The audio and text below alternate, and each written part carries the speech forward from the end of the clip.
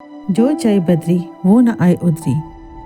दोस्तों, ये कहावत तो आपने सुनी ही होगी, जिसका मतलब है जो एक बार बद्रीनाथ जाता है वो दोबारा गर्भ में नहीं आता, जन्म मरण के चक्कर से छूटकर मोक्ष को प्राप्त हो जाता है। नमस्कार दोस्तों, स्वागत है आपका हमारे चैनल की शक्ति पर। आज हम बात करेंगे बद्रीनाथ धाम की।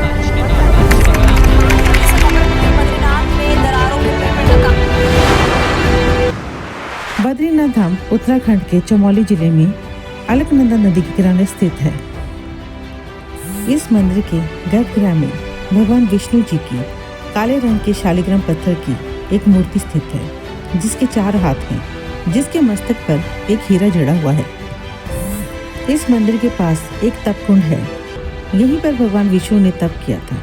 इस कुंड का जल 12 महीने गर्म रहता है और इसमें नहाने से त्वचा संबंधी सारे रोग ठीक हो जाते हैं।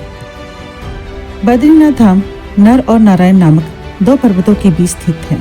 कहा जाता है कि भविष्य में प्राकृतिक आपदाओं जैसे कि भूकंप आदि के कारण इन दोनों पर्वतों के सरकने से बद्रीनाथ धाम का रास्ता बंद हो जाएगा और बद्रीनाथ धाम लुप्त हो जाएगा।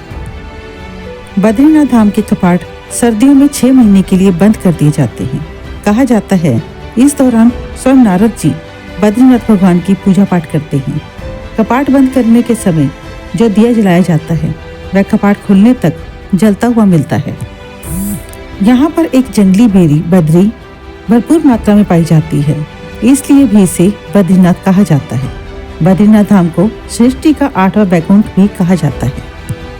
आइए अब बात करते हैं इसके पीछे की कथा की। एक समय की बात है, भगवान विष्णु तप करने के लिए उच्च स्थान की खोज कर रहे थे।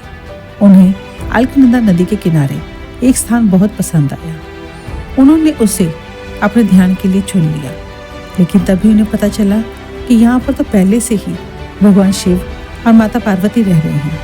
तो उन्होंने एक युक्ति सोची।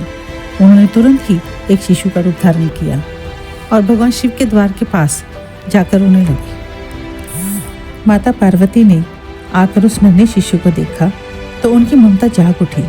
उन्होंने शिशु को गोद में उठा लिया और शिवजी से उस बालक को अंदर ले जाने का अनुरोध करने लगे। भगवान शिव ने माता को बहुत समझाया कि ये साधारण बालक नहीं है, ये अवश्य कोई मायावी है। तभी तो इस सुनसान स्थान पर ये अकेला ही है, कोई भी इसके साथ नहीं है। परंतु माता तो ममता के वश में थी, वह ना मानी और बालक को अंदर ले आई, उसे दूध पिलाया और सुला दिया। इसके पश्चात शिव और शक्ति भ्रमण के लिए निकल गए। तब विष्णु जी ने घर का द्वार अंदर से बंद कर लिया। जब भगवान शिव और माता पार्वती वापस लौटे तो देखा द्वार अंदर से बंद है। माता ने शिव जी से पूछा, आप क्या करें? शिव जी ने कहा, ये तुम्हारा बालक है, मैं कुछ नहीं कर सकता, ना ही बलपूर्वक उसे घर से निकाल सकता हूँ। फिर दोनों बद्रीनाथ को छोड़कर केदारनाथ चले गए और ये स्थली विष्णु जी की हो गई। एक प्रकार से ये भी कहा जा सकता है कि विष्णु जी ने बद्रीनाथ धाम छल से शिव जी और पार्वती जी से ले लिया था। बद्रीनाथ धाम के ब्रह्म कपाल के बारे में कहा जाता है कि यहाँ पर भगवान शिव को ब्रह्म हत्या के पाप से मुक्ति मिली थी। माना जाता है कि यहाँ पर श्राद्ध करने से पितरों को मुक्ति मिलती है। कहा जाता है कि बद्रीनाथ धाम लुप्त हो जाएगा, जिसके पीछे भी एक कथा है। उत्तराखंड के जोशी मठ में भगवान नरसिंह का एक हजारों साल पुराना मंदिर है, जिसमें स्थापित प्रतिमा का एक हाथ पतला होता जा रहा है और पतला होकर वह हाथ सुई के आकार का हो गया है। और जब यह हाथ टूटकर गिर जाएगा तब नर और नारायण पर्वत एक हो जाएंगे। तब बद्रीनाथ जाने के सारे रास्ते बंद हो जाएंगे।